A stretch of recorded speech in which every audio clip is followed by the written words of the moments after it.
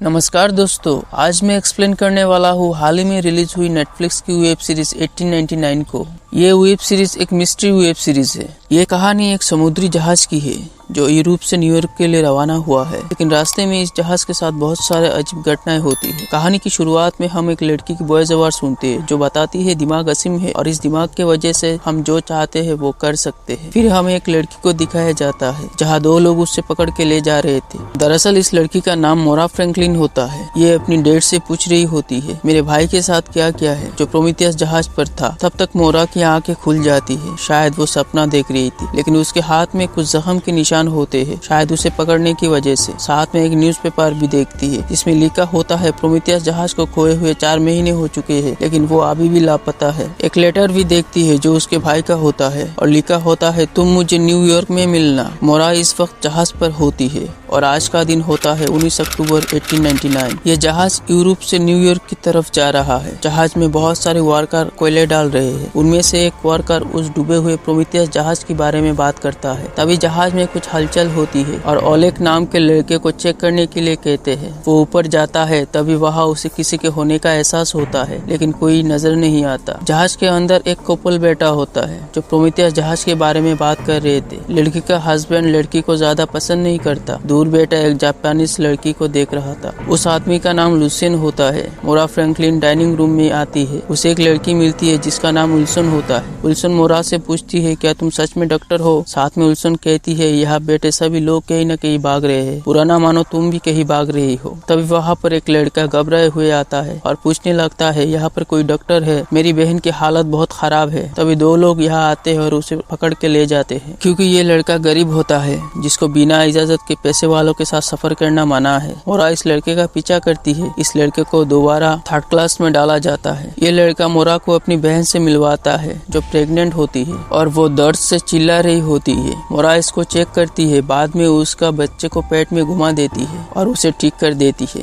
यहीं पर एक छोटी लड़की आती है और मोरा को थैंक यू कहती है। साथ में मोरा के पेट में हाथ रख कर बोलती है तुम्हारा बच्चा है क्या। तभी मोरा को कुछ ख्याल आता है और वो घबराई हुई यहाँ से निकल जाती है। डेक के नीचे कोयले से एक आदमी बाहर आता है और कमरे में जाता है और कुछ कपड़े उठा के बाहर आ जाता है। वही हम लुसियन और उसकी वाइफ को देखते हैं जो इंटीमेट हो रहे होते हैं, लेकिन लुसियन अपनी वाइफ से खुश नहीं है। जब मोरा डेक पर होती है तभी वह जहाज के कैप्टन आता है जिसका नाम आइक है। वो मोरा से कहती है आपको यहाँ आना मना है, लेकिन तभी जहाज पर 2 लोग आते हैं और कैप्टन को संदेश देते हैं कि पिछले कुछ समय से एक अनजान सिग्नल आ रहा है और हो ना हो यह सिग्नल प्रोमीथियस जहाज से आ रहा है जो पिछले 4 महीने से लापता है। शायद वहाँ कोई अभी भी जिंदा है। कैप्टन केबिन में आता है और उस सिग्नल को डिकोड करता है और देखता है, लेकिन कैप्टन को एक बात समझ में नहीं आता। अगर प्रोमीथियस जहाज हो गया था तो उसे उत्तर दिशा में होना चाहिए था, ना कि हमारी तरफ आना चाहिए था। इसलिए कैप्टन जहाज को प्रोमीथियस जहाज की तरफ मोड़ने की ऑर्डर देता है और ये वर्कर को भी बताया जाता है ये जहाज को मोड़ा जा रहा है। लेकिन ये बात सबको हैरान कर देती है। आखिर ये जहाज को मोड़ा क्यों जा रहा है? क्या ये जहाज न्यूयॉर्क नहीं जाएगा? वही अपनी 2 भाई को देखते हैं जिसमें एक पादरी होता है जो हर एक चीज से डरता है, वही उसका भाई जो कभी किसी चीज से डरता नहीं। पादरी अपने भाई से बोलता है ये जहाज मोड़ रहा है, शायद ये न्यूयॉर्क नहीं जाने वाला। पादरी का भाई भी इस चीज से हैरान है, आखिर ये जहाज को मोड़ा क्यों जा रहा है। वो अपने भाई से कहता है हम वापस नहीं जा सकते।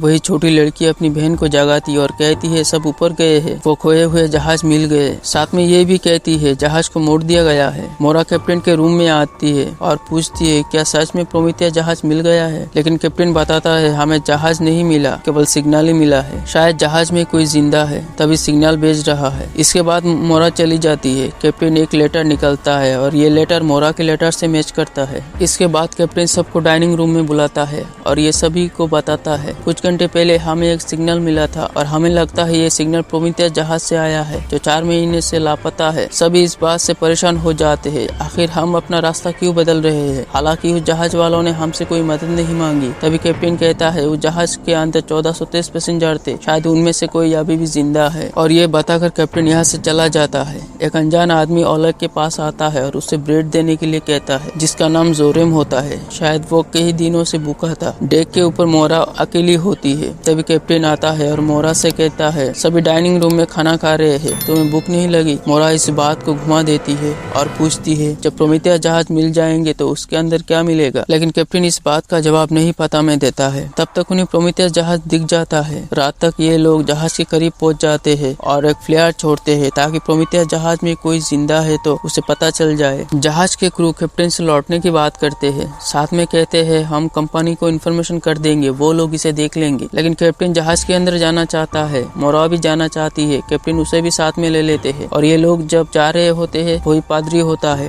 कैप्टन उसका नाम पूछते हैं। फादर अपना नाम रेमिरो कहता है। कैप्टन रेमिरो को भी साथ में ले लेते हैं। जब वो जाने के लिए निकलते हैं तभी उन्हें ओलेग और जोरेम मिलते हैं। इन दोनों को इस समय जहाज में आने की इजाजत नहीं होती, लेकिन कैप्टन को लगता है ये उसके काम आ सकते हैं, इसलिए इन दोनों को भी साथ में ले लेता है। लेकिन प्रोमेथियस जहाज पर जाने से पहले ये लोग डर रहे हैं क्योंकि समुद्र पूरा शांत हो चुका है, शायद कुछ अनहोनी होने वाला है। तभी लाइफ बोट के सहारे प्रोमेथियस जहाज के नजदीक पहुंचते हैं। कैप्टन आवाज देता है लेकिन कोई रेस्पॉन्स नहीं देता। तभी कैप्टन सहित 5 लोग जहाज के अंदर एंटर करते हैं। इन लोगों को जहाज के अंदर जाते ही दूसरे जहाज में सिग्नल आना बंद हो जाता है। ये देखकर केबिन के लोग हैरान हो जाते हैं। प्रोमेथियस जहाज के अंदर सारी चीजें इधर उधर बिखरी हुई है, पूरा सुनसान और डरावना है। कैप्टन वहाँ की एक चीज उठाकर अपने पास रख लेता है और डरा हुआ होता है। दूसरी तरफ वो जापानीज लड़की को देखते हैं जो असल में जापानीज नहीं होती, बस जापानीज होने का नाटक करती है। कैप्टन और उसके साथी किसी तरह केबिन में आते हैं और देखते हैं टेलीग्राफ तोड़ा हुआ है। वो ये बात से परेशान हो जाते हैं, अगर ये टेलीग्राफ तोड़ा हुआ है तो सिग्नल किसने भेजा? तभी एक आदमी तैरता हुआ कैप्टन के जहाज में चढ़ जाता है और ये आदमी शायद प्रोमेथियस जहाज में मौजूद था। मोरा एक कॉकरोच का पीछा करती हुई जाती है, लेकिन वो कॉकरोच एक जगह पर जाकर रुक जाता है। यहाँ पर एक दरवाजा होता है जिसको किसी ने बाहर से बंद किया हो। तभी अचानक अंदर से कोई दरवाजा खुलने की कोशिश करता है। यह सभी डर जाते हैं। मोरा डरती हुई दरवाजा खुलती है और इन्हें एक बच्चा दिखता है। ये लोग बच्चे का नाम पूछते हैं